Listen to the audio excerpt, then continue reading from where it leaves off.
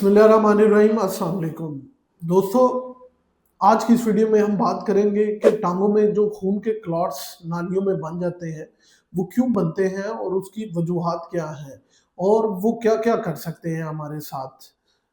हमारी टांग में दो तरह की नालियां होती हैं, एक वो जो कि खून दिल से लेके टांग की तरफ जाती है और उनमें ऑक्सीजन और न्यूट्रिशन होती हैं और ये साफ खून लेके जाते हैं, इनको आर्टरीज कहते हैं। और टांग से वापस जो नालियां दिल की तरफ जाती हैं जो कि गंदा खून जिसमें ऑक्सीजन और न्यूट्रिशन नहीं होता वो जाती हैं, उनको वेन्स कहते हैं। आर्टीरियल जो क्लॉट है या खून के लोथड़े जो बनते हैं वो बहुत ज्यादा खतरनाक होते हैं। वजह ये है कि ये एक्यूट इस्कीमिया करवाते हैं, मतलब ये कि इनके बनने के फौरन बाद जो है वो आपको मेडिकल अटेंशन की ज़रूरत होती है, वरना आपकी टांग ज़ाया हो सकती है। अब सबसे पहले हम बात करेंगे कि ये आर्टीरियल क्लॉट्स क्यों बनते हैं। आर्टीरियल क्लॉट्स की बनने की सबसे बड़ी वजह जो है वो है एथेरोस्क्लेरोसिस, यानी कि खून की नालियों के अंदर जो है वो सोजिश हो जाना। जब वो सोजिश हो जाती है या जख्म हो जाते हैं, वो चाहे ब्लड प्रेशर की वजह से है, वो चाहे शुगर ज़्यादा होने की वजह से है, तो उस पे कोलेस्ट्रॉल जो है वो आके लगना शुरू कर देते हैं, ट्राइग्लिसराइड लगते हैं, फोम सेल बनता है, फिर खून के सुर्ख खुलिये जिन्हें हम प्लेटलेट्स कहते हैं वो लगना शुरू हो जाते हैं, जिसकी वजह से लूथड़ा बन जाता है और जो है नाली ब्लॉक हो जाती है। दूसरी बड़ी वजह वहाँ पे क्लॉट्स बनने की वो है एम्बुलस, यानी कि खून का लोथड़ा बॉडी में कहीं और बना और टूट के वो हमारी जो टांग की नालियां हैं उसमें आ गया।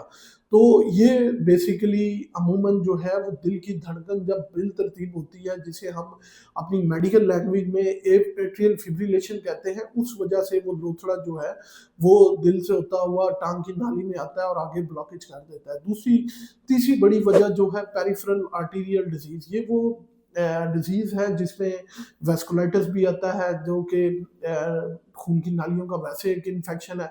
फिर जो है इसमें नालियाँ इतनी ख़राब हो जाती हैं पेरिफेरल आर्टीरियल डिजीज में कि खून के लोथड़े वहाँ पे बनना शुरू हो जाते हैं और ब्लॉकेज करते हैं। फिर एक कंडीशन जो होती है उसको इनहेरिट भी होता है, यानी कि आपकी फैमिली में चल रहा होता है या फिर बचपन से होता है, वो होती है हाइपर कोआगुलेबल स्टेट। इसमें जो है वो खून के लोथड़े खुद ब खुद जो है वो टांगों में बनना शुरू हो जाते हैं। और एक बीमारी है जिसे हम एंटी फास्फोलिपिड एंटीबॉडी सिंड्रोम कहते हैं।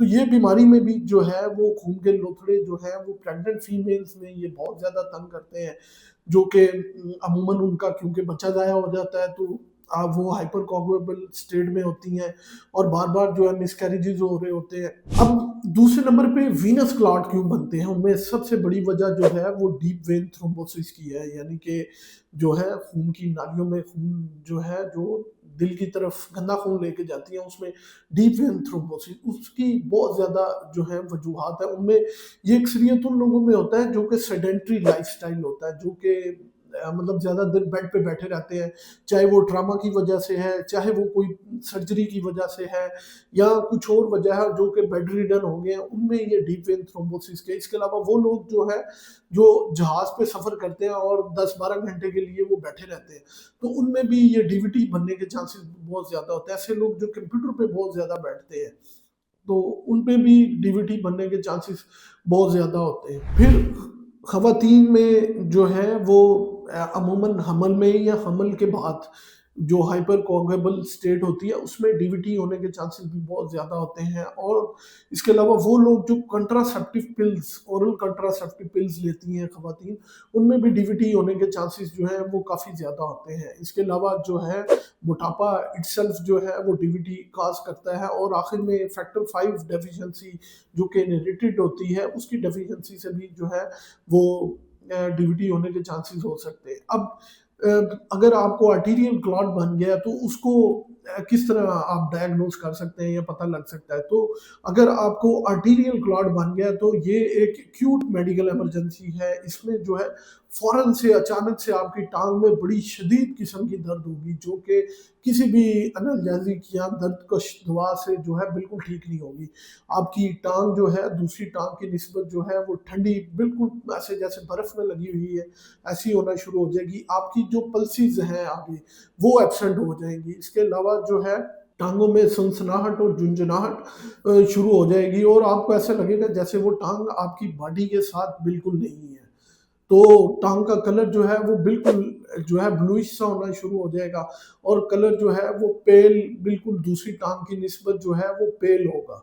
अब इसके मुकाबले में अगर आप वीनस क्लॉट की बात करें, यानी कि खून की गंदी नालियों में जो खून जाता है वो अगर बनते हैं तो उसके साथ क्या होगा? अगर वेन्स में क्लॉट बन जाए तो उसमें जो है वो टांग जो है दूसरी की निस्बत, नॉर्मल टांग की निस्बत रेड होना शुरू हो जाएगी और आपको जो है वो दूसरी टांग की निस्बत जो है वो हॉट महसूस होगी, मतलब गर्म महसूस होगी। वहाँ पे इन्फेक्शन होने के चांसेस जो हैं वो काफ़ी ज़्यादा हो जाएंगे और दर्द आपको इतनी ज़्यादा नहीं होगी, लेकिन वो टांग जो है वो उस दूसरी टांग की निस्बत जो है वो मोटी जो है महसूस होना शुरू हो जाएगी। उसकी जिल्द जो है वो पतली होना शुरू हो जाएगी, जिल्द पेल होना शुरू हो जाएगी, बाल जो हैं उस टांग से वो गिरना शुरू हो जाएंगे और जो जिल्द है वो काफ़ी ज़्यादा पतली हो जाएगी। अब इनको डायग्नोज किस तरह करेंगे? सबसे पहले आर्टीरियल जो क्लॉट है उनके लिए हम कलर डॉपलर अल्ट्रासाउंड करवा सकते हैं।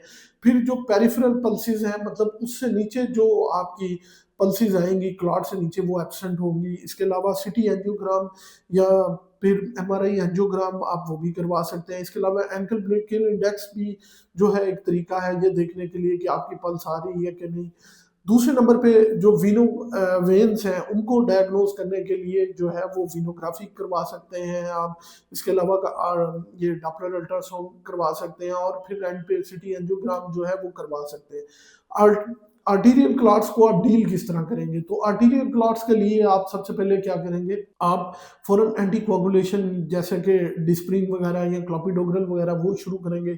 उसके साथ फिर आप हेपरिन की इन्फ्यूजन भी दे सकते हैं या फिर क्लेक्सेन या लो मॉलिक्यूलर वेट हेपरिन एनोक्साप्रिन वगैरह वो दे सकते हैं। अगर क्लॉट फिर भी है तो थ्रोम्बोलाइज भी उसको कर सकते हैं, लेकिन ये सारा कुछ किसी भी टर्शरी केयर सेटअप में होगा, ये कोई भी लोकल क्लिनिक्स में बिल्कुल नहीं होगा। और अगर आप समझते हैं कि क्लॉट फिर भी नहीं निकला तो फिर एम्बुलेक्टमी भी हो सकती है या फिर जो है वो सर्जरी करके बाईपास ग्राफ्टिंग के टांग को जो है किसी और वाय से जो है वो आप ब्लड की सप्लाई बहाल कर दें ताकि लिम्ब जो है वो स्कीमिया से सेव हो सके। इसके मुताबिक अलावा अगर वीनस क्लॉट है तो उसके लिए आप एंटी इस्कीमिक तो लेंगे ही, जिसमें जो है वो डिस्प्रिन क्लोपिडोग्रेल। इसके साथ साथ आप वारफरिन या फिर रिवारोक्साबैन भी जो है एडवाइस होगा। इसमें आपने एक काम करना है कि आपने अपने जो खून के जमने की सलाहियत का टेस्ट है जिसमें पीटीआईएन आ रहा है वो आपने हर 6 हफ्ते बाद करवाना है, क्योंकि हमने अपने आईएनआर को जो है